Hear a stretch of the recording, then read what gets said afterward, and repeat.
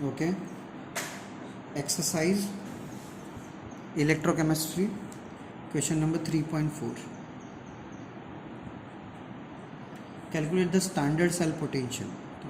तो standard cell potential यानी standard E0 cell find out करने को बोल रहा है of galvanic cell in which the following reaction takes place. तो फर्स्ट है क्वेश्चन जो है 2 chromium plus 3 CD plus 2 gives 2 Cr plus 3 plus 3 CD. ये रिएक्शन.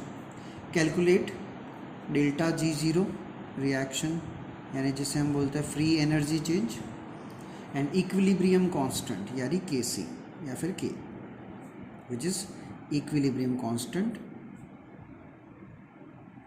और ये हम स्टैंडर्ड 11 में चैप्टर नंबर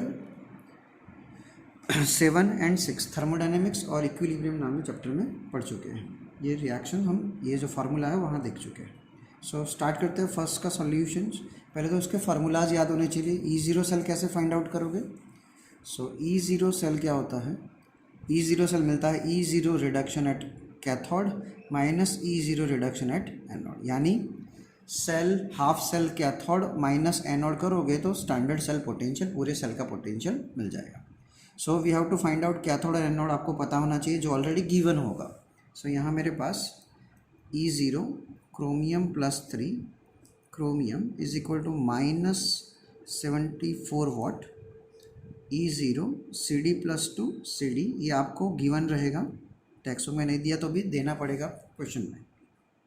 ओके सो यहाँ पे मेरे पास E0 सेल फाइंड आउट करना है. एक सेकंड थिंग मुझे डेल्टा G0 फाइंड आउट करना है. कौन सा फार्मूला होगा डेल्टा G0 का? Minus NF E0 cell. सो मैं पहले E0 सेल फाइंड आउट करूँगा. Put the value of E0 cell in here. तो मैं डेल्टा G0 उसके ऊपर से फाइंड आउट कर लूँगा. And third Kc equilibrium constant delta G0 से मिल जाता है. उसका फार्मूला है delta G0 is equal to minus 2.303 RT log Kc. RT log Kc. So delta G0 मिल जाएगा मुझे. RT मुझे ऑलरेडी पता होगा. टेम्परेचर भी गिवन होगा यहाँ पे तो, और नहीं दिया है तो हमें स्टैंडर्ड टेम्परेचर लेके चलना है. ठीक है. सो Kc मिल जाएगा हमें. फाइन. सो स्टार्ट करेंगे E0 सेल से.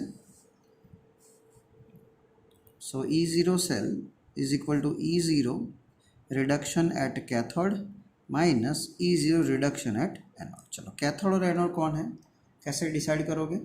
चलो आप रिएक्शन से भी डिसाइड कर सकते हो. देखो रिएक्शन क्रोमियम से क्या हो रहा है बेटा? क्रोमियम प्लस 3 हो रहा है. Increase in oxidation number oxidation हो रहा है. उसका मतलब ये क्या होगा? एनोड पे होता होगा. CD plus 2 decrease in oxidation number क्या हो रहा है? रिडक्शन हो रहा है. क्या होगा? ये एनोड होगा. अब यहाँ से भी कैथोड होगा. यहाँ से आइडिया लगा सकते हो या फिर कहाँ से आइडिया लगा सकते हो? वैल्यू से भी आइडिया लगा सकते हो. किसका रिडक्शन पोटेंशियल पॉजिटिव की तरफ है? इसका पॉजिटिव. जिसका रिडक्शन पोटेंशियल ज़्यादा है उसका हमेशा क्या होगा? रिडक्शन. रिडक्शन कहाँ होगा? कैथोड पे होगा. देखो यहाँ से भी मिल जाएगा. और इसका तो इन शॉर्ट कैथोड कौन है? कैडमियम वाला कैथोड है. क्रोमियम वाला एनोड है. तो कैथोड की वैल्यू क्या है? माइनस 0.40 माइनस एनोड की वैल्यू क्या है? माइनस 0.74. सो ये माइनस 0.4 प्लस 0.74 करोगे it will give you the value 0.34 volt. तो E0 सेल इज 0.34 वोल्ट. मिल गया E0 cell. Okay now next formula is delta G0 is equal minus NF E0 cell. So delta G0 is equal to NF E0 cell. Okay so minus N क्या होता है? Number of electron transfer. N क्या होता है? Number of electron exchange या फिर transfer. Reaction में हम रेडॉक्स रिएक्शन लिखते हैं तो आपको याद होगा कि इतने इलेक्ट्रॉन एक्सचेंज हुआ है. सो आप रिएक्शन से आइडिया लगा सकते हो. देखो क्रोमियम यहाँ से +3 हो रहा है तो 0 से +3 का मतलब कितने इलेक्ट्रॉन का ट्रांसफ़र है? 3 इलेक्ट्रॉन का चेंज है. पर यहाँ कितने क्रोमियम है बेटा? 2 क्रोमियम है. तो 2 क्रोमियम इसलिए कितने इलेक्ट्रॉन का चेंज हो जाएगा?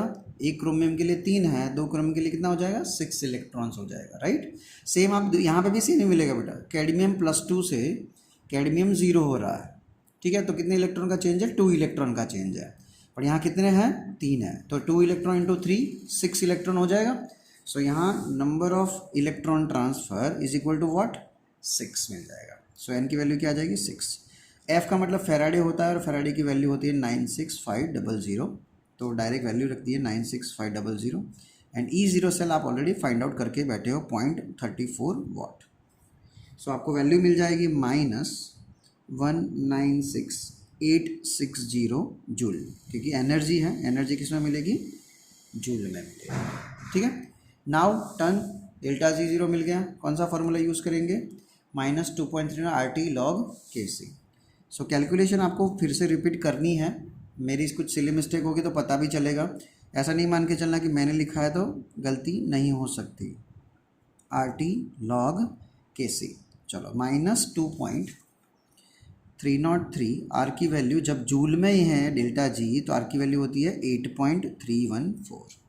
और जब आपको टेम्परेचर नहीं दिया है तो हम स्टैंडर्ड टेम्परेचर 25 डिग्री सेल्सियस यानी 298 केल्विन लेते हैं।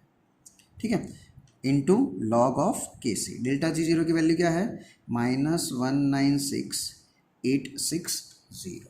ओके, सो ये सबको मल्टीप्लाई कर लो, माइनस माइनस प्लस हो जाएगा, मल्टीप्लाई करके इस वैल्यू को उसके नीचे लेके आ जाओ, आपको अल्टीमेटली लॉग KC डिवाइड कर लो, लॉग KC की वैल्यू मिलेगी 34.5014। ओके, सो लॉग को इस तरफ लेके जाओगे, लॉग को कैंसिल करना चाहते हो तो it will be the anti log, right.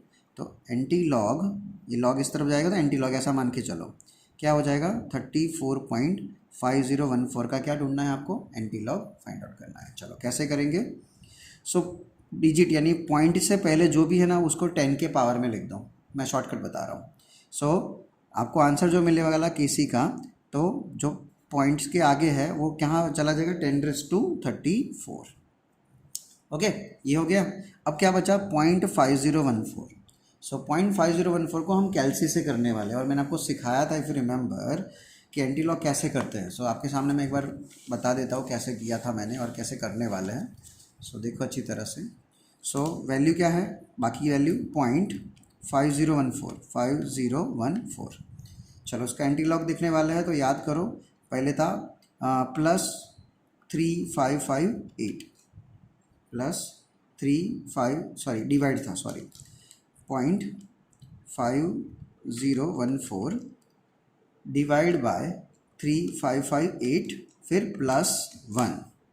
ठीक है, then into is equal to 13 times करना था, तो एक बार किया, सेकंड टाइम 3 4 5 6 7 8 9 10 11 12 13, तो ये हो गया आपका आंसर 3.171। सो क्या होगा 3.171, तो ये हो जाएगा KC की वैल्यू और आंसर आपका आ गया। ठीक है, तो एकदम सिंपल है। क्या किया हमने, फार्मूलाज पहले तो याद होने चाहिए तभी जाके ये सब कर सकते हो। We have to find out standard cell, जो इस cathode minus anode, cathode anode find out करके वैल्यू डाल दी।